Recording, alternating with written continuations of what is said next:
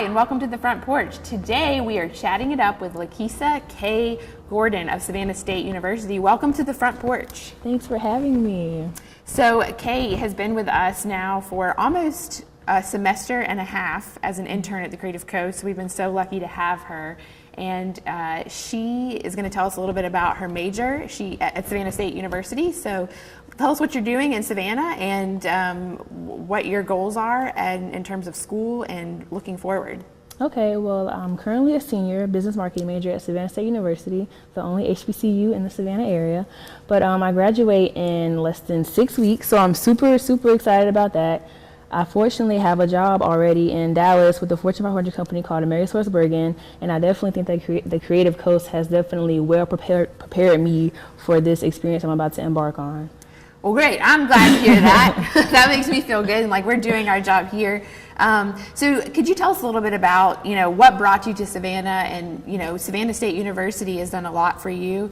Tell us a little bit about your experience at school in Savannah and how you got to the Creative Coast. Okay, well, I'm a military brat, so we traveled all over the place, which is how I ended up in Savannah. But throughout my 4 years at Savannah State, I definitely feel like I've gotten a really good experience because my school literally caters to just the students at our school. It's been times where I've been able to travel to New York, DC, and Philly all in 1 week just by $50, something of that nature. Wow. I've been in ex-Congressman Jack Kingston's office one time, just sitting in his chair, just enjoying myself. But it's definitely been an experience that has created memories, to say the least, for my all 4 of my years there. But I'm highly involved on campus in different organizations such as like NAACP. I'm in Delta Sigma Pi, which is a co-ed business fraternity. So it's definitely been a eye opener, and I'm glad that I came to college. It was definitely a decision that I'm definitely proud of for making. And then with me being here at the Creative Coast, it's just it enhanced like my 4 years being in college and getting the full experience. So I'm able to say that I was able to, acquire an internship while I was in college and then go back and share that experience with those students at my school with the Creative Coast. Well, that's good to hear. And so I know that you participated while you were, I think it was last semester, it was the Tiger Pitch competition. Right. Can you tell us a little bit about that experience? Because, at the Creative Coast, where we promote entrepreneurialism, and the fact that Kay could, practice her pitch while she was interning with the Creative Coast was a big deal. So tell us a little bit about that. Okay, well, again, I would definitely say kudos to the Creative Coast for putting me in the environments where where I was able to see how big pitch competitions go. So that kind of helped prepare me. But I was by far probably one of the most nervous people on the stage, even given all of the experience and exposure that I had been exposed to previous. But it was definitely a awesome experience. I've never been, on a spotlight like that before, so it was cool to kind of just try to exempt the skills that I've learned in my creativity and entrepreneurship class, as well as all the different skills that I learned here, being around so many different entrepreneurs that come in from locally to out of the state, just all above. So it was an awesome experience. Can you talk a little bit about your pitch a little bit? You don't want to give your pitch right now, do you? I'm going to put you on the spot. Well, I guess I can a little bit. It was kind of a mock pitch because it was just for a class project, but we definitely had different ideas and products that could definitely go further than just our project. But mine particularly was about a coffee pocket. So how convenient would it be for you to have a pen and your wallet all connected to your coffee sleeve? Like, how many times does a professional spill coffee or is looking for their pen and they can't find it whenever they want to write something? Every day. Exactly. So it's super convenient for you to just grab oh, cool, my pen is in my coffee sleeve. So how convenient was that? And that's kind of what I pitched on for the most part. So you don't think you're going to move forward with that at all? I don't think so, because I almost feel like I was kind of pressured into it just a little bit. But I did have a lot of fun when it came to the designing portion of that. But definitely probably in the future, once I finish my career, hopefully in corporate America somewhere, I definitely plan to open up my own business in terms of a certified personal trainer. I would love to have my own gym and run a practice like that because I have a passion for working out and things of that nature. So I'll definitely reach back out to the Creative Coast when that comes up. Well, good. Well, we have lots of opportunity for you to pitch and promote yourself. And that's great. So I guess my next question would be, in your time at the Creative Coast, you've worked with a lot of different people, you met a lot of different people. What was your most memorable experience? You're coming to a close, something that you would want to share with everyone about your time here something you've learned in particular? Really good question. I would say my most memorable experience would probably have to be Geekin. I've never experienced any conference like Geekin ever before. I've never been around so many different innovative people, so many different developers, so many different investors. It was just such a wide variety of diversity and talent just everywhere. So it was like I was just a big kid, like in a candy store, like, oh my gosh, everybody was so smart and so innovative.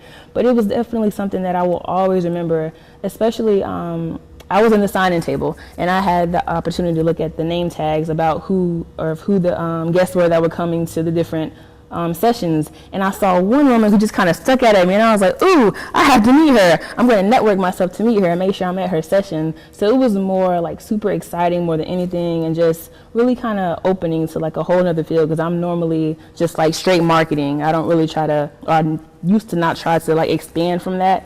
But after going to Geekin and watching all the different technology people talk and developers, investors, it was just like a whole new form of business that I wasn't even aware of. So definitely an awesome experience with that as well.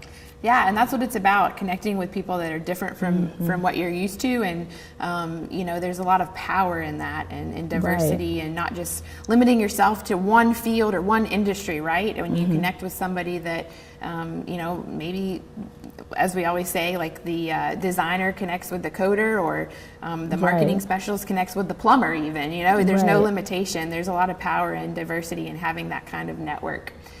So that's good to hear. So anything you're going to take with you on your journey, would it be that, or something else maybe that you want to share with other students out there who are For anyone who could possibly want to intern with the Creative Coast, I would say go for it. Like, there's no experience like the one that I've gotten here. Even from just the different seminars and conferences, just being around a group of people who are all super supportive. Like, even when I came in as the beginning part of my internship, I was kind of overwhelmed a little bit when I had to take on a couple tasks that I thought were above my head. People were there, so helpful. Like, you were there, Emily was there, and just some more of the Creative Coast staff was just there to help me along the way. So extremely supportive. Everyone definitely pushes you to learn by yourself, so they don't always give you the answer, which is good, because that makes you go out and research it. So it's definitely an experience where you will definitely learn, like you'll learn. Okay, So. We've enjoyed having you at the Creative Coast. It's been a good experience for us, and we are wishing you the best in your journey forward after you graduate and beyond. And we know you'll do great things. So thank you for chatting with us today and talking with us about your experiences. We appreciate it, and we're going to sign off now. Bye. Thanks again.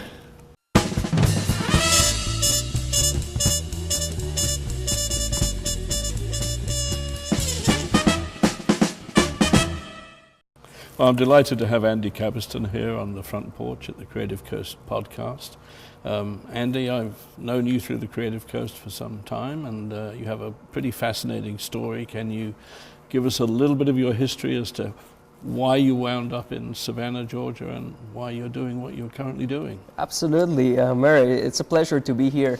I grew up in Costa Rica. I was born in Athens, Georgia, but grew up in Costa Rica.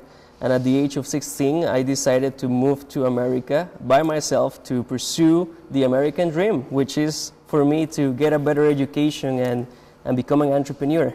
And 7 years later, that dream is coming true. I became an entrepreneur, finished school, and now I'm having a blast with the entrepreneurial community here in Savannah.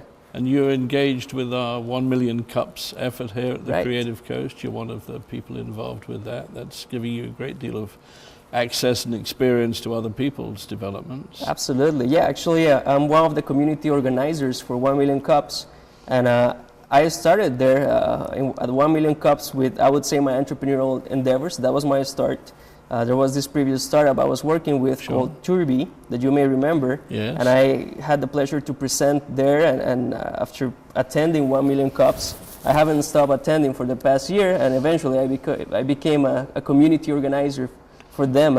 And every Wednesday I get the pleasure to meet really wonderful people. Sure. And you're becoming a serial entrepreneur yourself. So tell us about your latest venture. Yeah, so the latest venture, the problem that we're solving is that we have seen that sometimes we are speaking the same language, but it seems like we cannot understand each other.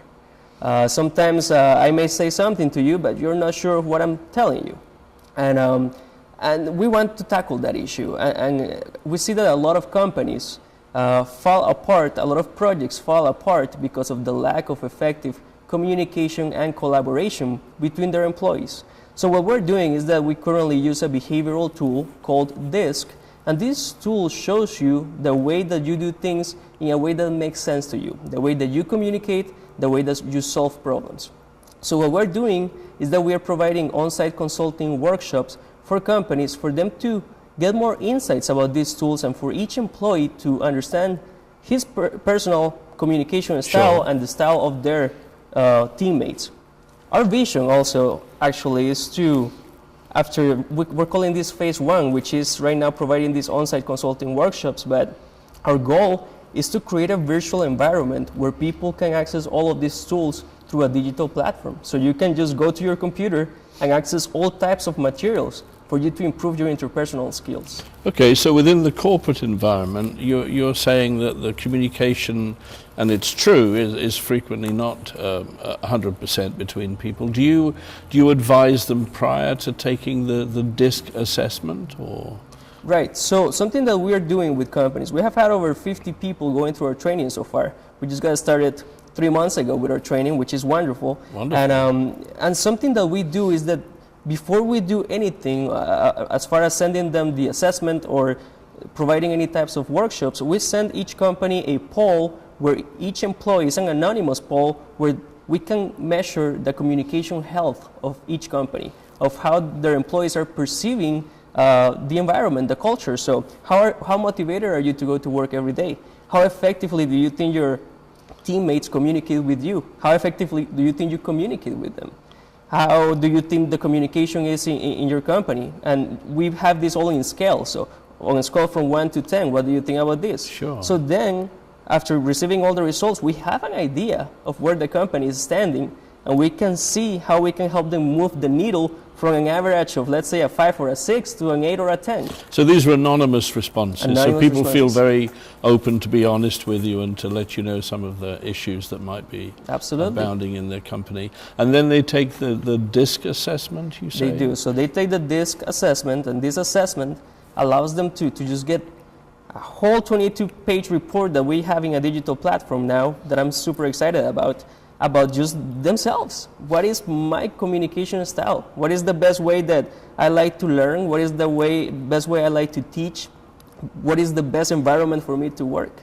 We have had people that have gone to our trainings that have realized that they are not in actually the right position in their careers. They have told us, this was very eye-opening. I think this is an opportunity for me to explore different career opportunities. Sure. And the DISC, the DISC, this is an acronym for... Right, it is an acronym, and DISC so these 4 letters stand for the 4 basic dimensions that exemplify the way that you communicate. So D stands for decisive, I interactive, S steady, and C conscientious. And all of us have a little bit of each, but this assessment shows you your, I guess, how much do you rank on each of these dimensions. So there's no perfect score. There is no perfect score, and also there is no right or wrong. Right. There is just you.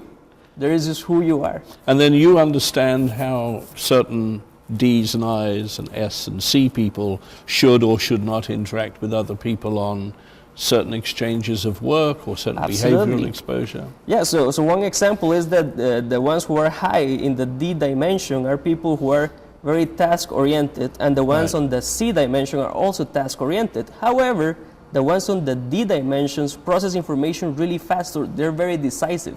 If you tell them, if you see that you have a problem, they will go and fix it. They won't think about it too much. So you can tell if somebody should be in project management, or if they should be in the creative world, or they should be in sales, or something of that caliber. And even if you are there already, and your profile is not a profile that you would say traditionally goes into that specific position, then we can teach you how you can adapt to it. Okay. Now, you've said we several times. Tell me Right. about your partners in the business. Yes, so right now I have myself. I have two business partners. Their names are Eric Regan and Bill Kenny, who are the founders of Focus Lab, Focus a Labs, successful branding company here in Savannah. Sure. So we're rock and rolling with this idea, and right now we're providing the consulting services ourselves. But the goal is in the next months to start growing the team of consultants.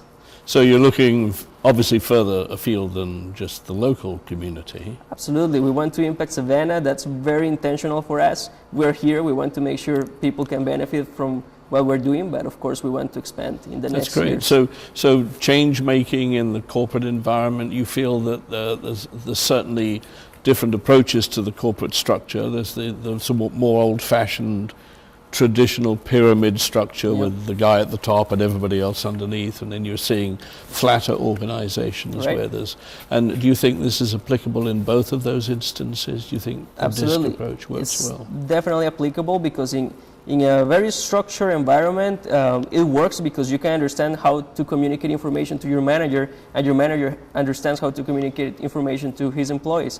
But also in a more flatter environment, actually that's even more trickier because now you communicate with everybody at the same level. Sure. What about if you have a tool where you can understand how to communicate to everybody at the same That's level? wonderful. So it can impact every So single you organization. have some clients already that you're Yes. working with on this? Are you Right. beginning to see some impact and some yes. changes that you're making? Tremendous impact. We don't stop getting emails. One email we get or one message we get is, thanks for coming. You created a safe environment for us to be able to speak sometimes or some things that we wouldn't speak otherwise. Well, that's wonderful. I think anything that improves, certainly into corporate communication, is a huge benefit in this day and age. Well, thank you for sharing Thank this you, with us. Murray. Really enjoy it, and good luck with your venture, and I'm sure you'll be successful, and keep up the great work you're doing with 1 Million Cups, and thank you for attending our podcast. Thanks so much.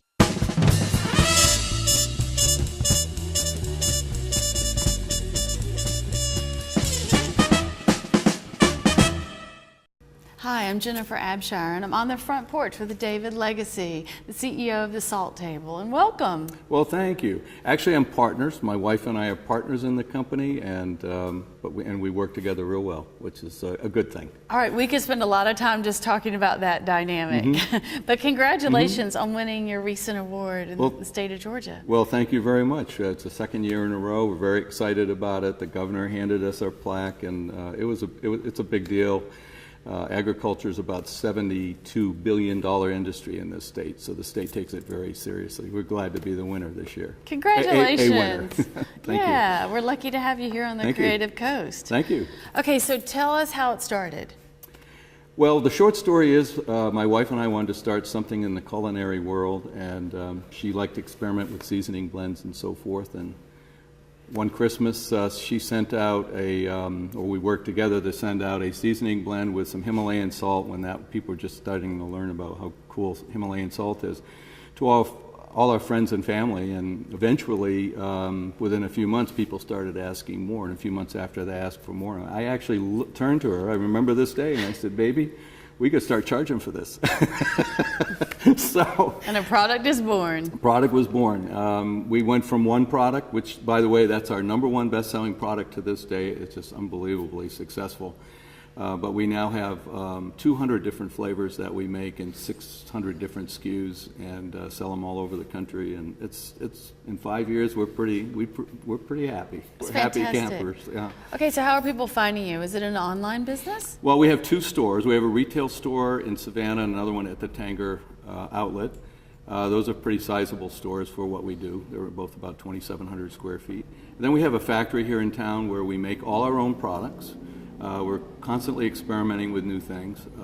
Those are sold through the internet and also wholesale. So we sell direct to resellers in about 9 or 10 states. We also sell our products, just started this year selling our products in Germany. So we're very excited. It's about that. fantastic. Yeah. Tell me about the product that you had with the salt. Well, Savannah has a sister city called Halle. It's in Germany, and Halle's industry for centuries, in fact it goes back 3,000 or 4,000 years is producing salt. And if you had control of salt, you controlled your population. It's a necessity of life. But in any event, it's a pure salt. It's actually a little unusual. They pump up brine from under the ground like an artesian well, but it's brine. And then they boil it in these huge boilers, and it makes a perfect salt. It's an unbelievably perfect and pure salt. That salt was actually brought over to Savannah at the time when the Salzburgers settled here in 1734, and they brought it here and it disappeared, and I brought it back. So Good it's here for again. you. Very good. All right, so how long have you had the business? 5 years. We opened our doors on July 4th, 2011. So it seems like yesterday in some ways, in other ways it seems like we've been doing this our entire lives. So it's really a fun thing. And your timing is perfect as Savannah increases as a foodie market. It is definitely a foodie market, and that's what we're all about. In fact, a lot of our products are sold in most of the restaurants downtown use our products, so it's a lot of fun to see that too. Actually have menus based on our salt table products. That's fantastic. Mm-hmm. Okay, Yeah. is there someone in the Food Network or any celebrity that you really want to attract? Well, I like to watch that actually. Guy Fieri would be one. I mean, he's a guy. Wouldn't you like to have him as a next door neighbor? He'd be a blast. Wouldn't that be fun? Bring him to a party or a barbecue. He'd be awesome. So we like him. I actually like all their shows. We know Paula and her sons, and not real well, but they know us and we know them, and we meet at various fundraising events and so forth. So, but yeah, I would like to do that. We recently, with Vera Kilpatrick, has a show called Very Vera, and we now are a sponsor of that show. We will be appearing on that show actually this Sunday. Fantastic. And on Easter morning, and and our products are placed on our show. Virtually every show will have Salt Table products, so we're very excited about that. And that's a regional program that's shown in Georgia as well, and I think soon it will be in South Carolina and other places. So. We're excited. So as an entrepreneur, salt sometimes has a negative connotation in health, but it's actually a very important element of our diet. It's like a lot of things that get bad raps in the food world. You cannot live without salt. You have to have salt. So we have people coming into our business saying, my doctor says I can't have any salt. Well, that's because they're getting salt through other means, and that's usually processed foods, which our store is everything but that. Everything we do is all natural, and you add the amount of salt that you want in your diet. You literally have to have salt, and salt is important to, like, runners, for example. They sweat out the salt, and that can lead to a disease, a condition immediately that can even cause death. So salt is something that we all need. So with that said, if you can, in most recipes, I'm not talking about French fries, potato chips, popcorn, and those pretzels. I'm talking about most recipes. If you can taste the salt, you probably have used too much. Correct. And what salt does is it adds an additive, or it adds. We all know what MSG is, and we all stay away from it. But salt is sort of has some of the same properties as MSG, where it brings out the flavor of food. And the best one, in my opinion, that does that is Himalayan salt. Absolutely, our secret weapon in many of our products. Delicious. Yeah. All right, before we started the podcast, you had said that you were an entrepreneur before you even knew what an entrepreneur was. Can you go into detail? Well, I was born very poor. I lived in foster homes off and on. Didn't have a dad growing up. I had 3 brothers, and we lived typically not together. So I didn't have a lot of mentors or guidance in my life. I had to kind of find my own way. But one thing I realized very quickly, and I'm talking about 8 or 9 years old, that I'd rather have money in my pocket than not. And so I figured out ways to make money. I would rake leaves, mow lawns, shovel snow. I'm from the north. And basically figured out what I had to do. And at one point, I finally bought my own snowblower. I was probably 12 years old, saved my money, had this snowblower I would bring around from house to house. Good for you. Back in those days, the snowblower had metal wheels on the back, big, heavy, like tractor wheels. But so that's, I did that, got a newspaper out, got another one, sold TV guides to the same customers, sold greeting cards and salves and all kinds of things. And I have to say, among my peers, I was the rich guy. I mean, that wasn't a lot of money, but at that time I was probably making at 10, 12, 13 years old about $30 or $40 a week, which was a lot of money back then. A lot of people worked full-time jobs and made $100 a week. So do you think entrepreneurship is just something that's just inside of you, or do you think it can be taught? Oh, it can definitely be taught, but some people need a lot more help than others. Other people, you've heard of natural-born salesmen. I think within everyone is a passion. And if you can turn that passion into a way to make money, then that's the best of both worlds. If you can turn that passion to make money and then do things for your community and your religion and improve your education. I'm not talking just about going to school, but I mean constantly learning, which is what I do. I think that is what it's all about. And I think it's an amazing process. As I said earlier when we were talking, I didn't really know what the word meant. But I started, what really evolved is I started understanding how business worked. And at the young age of 21, I started a business called Legassee Inc., and it was an advertising agency in New Hampshire. It grew to be one of the largest ones north of Boston. And we handled all types of clients around the nation, including publishing accounts. I helped launch the first publication for PCs in communist China, wow, for example. That goes way back. But that was one of my early successes and enjoyed that a lot. Handled the lottery account in New Hampshire, a lot of other things. So it was a really great way to learn, and there's never a room I've walked into where I didn't walk away learning something from somebody. Something I hadn't heard of before, something that, wow, that's a good idea, or whatever. And that's the way I try to enter. You have to be open to learning daily. Yeah, you have to just be listening. That's exactly right. But going back to your world, your question, I should say, is can you learn it? Last night I was preparing for, I'm going to be speaking here in about another week. And so there's these questions you're asking, these videos they suggest watching, and I have to say I didn't really want to watch it. They were awesome.